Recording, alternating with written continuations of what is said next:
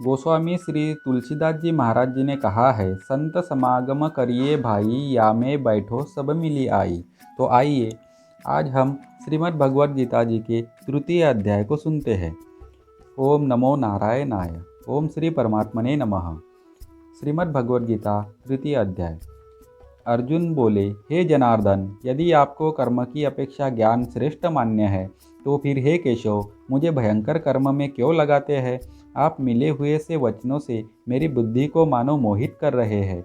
इसलिए उस एक बात को निश्चित करके कहिए जिससे मैं कल्याण को प्राप्त हो जाऊं। श्री भगवान बोले, हे निष्पाप, इस लोक में दो प्रकार की निष्ठा मेरे द्वारा पहले कही गई है। उनमें से सांख्य योगी की तो निष्ठा तो ज्ञान योग से और योगियों की निष्ठा कर्म योग से होती है। मनुष्य न तो कर्मों का आरंभ किए बिना निष्कर्मता को यानी योग निष्ठा को प्राप्त होता है और न कर्मों के केवल त्याग मात्र से सिद्धि यानी सांख्य निष्ठा को ही प्राप्त होता है।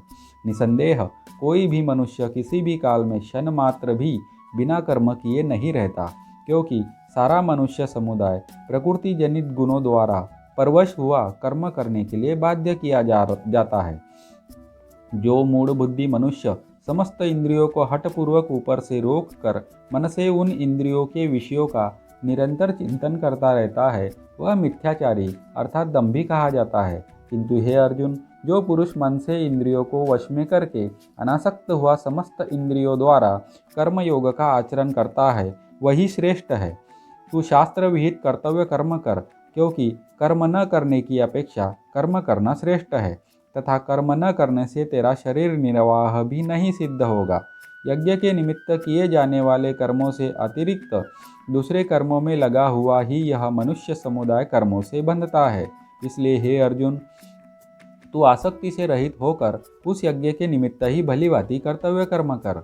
प्रजापति ब्रह्मा ने कल्प के आदि में यज्ञ सहित प्रजाओं को रचकर उनसे कहा कि तुम लोग इस यज्ञ के द्वारा वृद्धि को प्राप्त हो और यह यज्ञ तुम लोगों को इच्छित भोग प्रदान करने वाला हो। तुम लोग इस यज्ञ के द्वारा देवताओं को उन्नत करो और वे देवता तुम लोगों को उन्नत करे। इस प्रकार निस्वार्थ भाव से एक दूसरे को उन्नत करते हुए तुम लोग परम कल्याण को प्राप्त हो जाओगे। यज्ञ के द्वारा बढ़ाए हुए देवता तुम लोगों को बिना मांगे ही इच्छित भोग निश्चय ही देते रहेंगे। इस प्रकार उन देवताओं के द्वारा दिए हुए भोगों को जो पुरुष उनको बिना दिए स्वयं भोगता है, वह चोर ही है। यज्ञ से बचे हुए अन्नों को खाने वाले श्रेष्ठ पुरुष सब पापों से मुक्त हो जाते हैं, और जो पापी लोग अपना शरीर पोषण करने के लिए ही अन्न पकाते हैं, वे तो पाप को ही खाते हैं। संपूर्ण प्राणी अन्न से उत्पन्न होते हैं। अन्न की उत्पत्ति वृष्टि से होती है, वृष्टि यज्ञ से होती है, और यज्ञ विहित कर्मों से उत्पन्न होने वाला है। कर्म समुदाय को तू वेद से उत्पन्न और वेद को अविनाशी परमात्मा से उत्पन्न हुआ जान। इससे सिद्ध होता है कि सर्वव्यापी परम अक्षर परमात्मा सदा ही यज्ञ में प्रतिष्ठित है। हे पार्थ, जो पुरुष इस लोक में इस प्रकार परंपरा से प्रचलित सृष्टि चक्र के अनुकूल नहीं बरतता, अर्थात अपने कर्तव्य का पालन नहीं करता, वह इंद्रियों के द्वारा भोगों में रमन करने वाला पापायु पुरुष व्यर्थ ही जीता है। परंतु जो मनुष्य आत्मा में ही रमन करने वाला और आत्मा में ही तृप्त अर्थात आत्मा में ही संतुष्ट हो, उसके लिए कोई कर्तव्य नहीं है।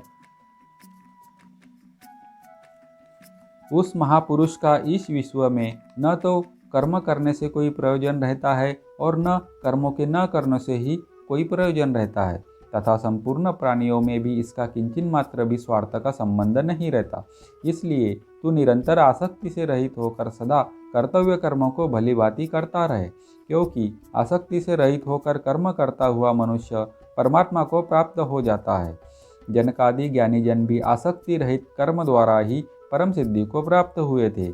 इसलिए तथा लोक संग्रह को देखते हुए भी तू कर्म करने के ही योग्य है, अर्थात तुझे कर्म करना ही उचित है। श्रेष्ठ पुरुष जो आचरण करता है, अन्य पुरुष भी वैसा वैसा ही आचरण करते हैं। वह जो कुछ प्रमाण कर देता है, समस्त मनुष्य समुदाय उसी के अनुसार बरतने लग जाता है।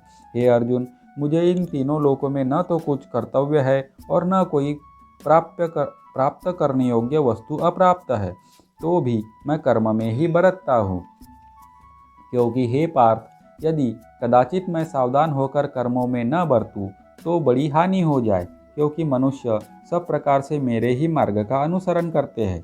इसलिए यदि मैं कर्म न करूं तो ये सब मनुष्य नष्ट भ्रष्ट हो जाए और मैं संकरता का करने वाला होऊं और तथा इस समस्त प्रजा को नष्ट करने वाला बनूं। हे भारत, कर्म में आसक्त हुए अज्ञानी जन जिस प्रकार कर्म करते हैं, आसक्ति रहित विद्वान भी लोक संग्रह करना चाहता हुआ उसी प्रकार कर्म करे। परमात्मा के स्वरूप में अटल स्थित हुए ज्ञानी पुरुष को चाहिए कि वह शास्त्र विहित कर्मों में आसक्ति वाले अज्ञानियों की बुद्धि में भ्रम अर्थात कर्मों में अश्रद्धा उत्पन्न न करे, किंतु स्वयं शास्त्र विहित समस्त कर्म भलीभांति करता हुआ उनसे भी वैसे ही करवावे। वास्तव में संपूर्ण कर्म सब प्रकार से प्रकृति के गुणों द्वारा किए जाते हैं, तो भी जिसका अंतःकरण अहंकार से मोहित हो रहा है, ऐसा अज्ञानी मैं करता हूँ ऐसा मानता है। परंतु हे महाबाहो, गुण विभाग और कर्म विभाग के तत्व को जानने वाला ज्ञान योगी संपूर्ण गुण ही गुणों में बरत रहे हैं ऐसा समझकर उनमें आसक्त नहीं होता। प्रकृति के गुणों से अत्यंत मोहित हुए मनुष्य गुणों में और कर्मों में आसक्त रहते हैं।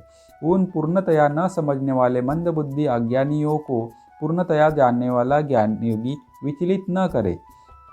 मुझ अंतर्यामी परमात्मा में लगे हुए चित्त द्वारा संपूर्ण कर्मों को मुझ में अर्पण करके आशा रहित, ममता रहित और संताप रहित होकर युद्ध कर। जो कोई मनुष्य दोष दृष्टि से रहित और श्रद्धा युक्त होकर मेरे इस मत का सदा अनुसरण करते हैं, वे भी संपूर्ण कर्मों से छूट जाते हैं। परंतु जो मनुष्य मुझ में दोषारोपण करते हुए मेरे इस मत के अनुसार नहीं चलते हैं, उन मूर्खों को तू संपूर्ण ज्ञानों में मोहित और नष्ट हुए ही समझ। सभी प्राणी प्रकृति को प्राप्त होते हैं, अर्थात अपने स्वभाव के परवश हुए कर्म करते हैं। ज्ञानवान भी अपने प्रकृति के अनुसार चेष्टा करता है, फिर इसमें किसी का हठ क्या करेगा। इंद्रिय के अर्थ में अर्थात प्रत्येक इंद्रिय के विषय में राग और द्वेष छिपे हुए स्थित है। मनुष्य को उन दोनों के वश में नहीं होना चाहिए, क्योंकि वे दोनों ही इसके कल्याण मार्ग में विघ्न करने वाले महान शत्रु है। अच्छी प्रकार आचरण में लाए हुए दूसरे के धर्म से गुण रहित भी अपना धर्म अति उत्तम है। अपने धर्म में तो मरना भी कल्याणकारक है और दूसरे का धर्म भय को देने वाला है। अर्जुन उवाच, अर्जुन बोले, हे कृष्ण, तो फिर यह मनुष्य स्वयं न चाहता हुआ भी बलात् लगाए हुए की भांति किससे प्रेरित होकर पाप का आचरण करता है। श्री भगवान बोले, रजोगुण से उत्पन्न हुआ यह काम ही क्रोध है। यह बहुत खाने वाला अर्थात भोगों से कभी न अघाने वाला और बड़ा पापी है। इसको ही तू इस विषय में वैरी जान।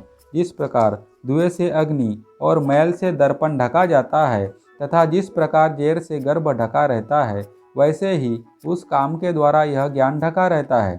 और हे अर्जुन, इस अग्नि के समान कभी न पूर्ण होने वाले काम रूप ज्ञानियों के नित्य वैरी के द्वारा मनुष्य का ज्ञान ढका हुआ है।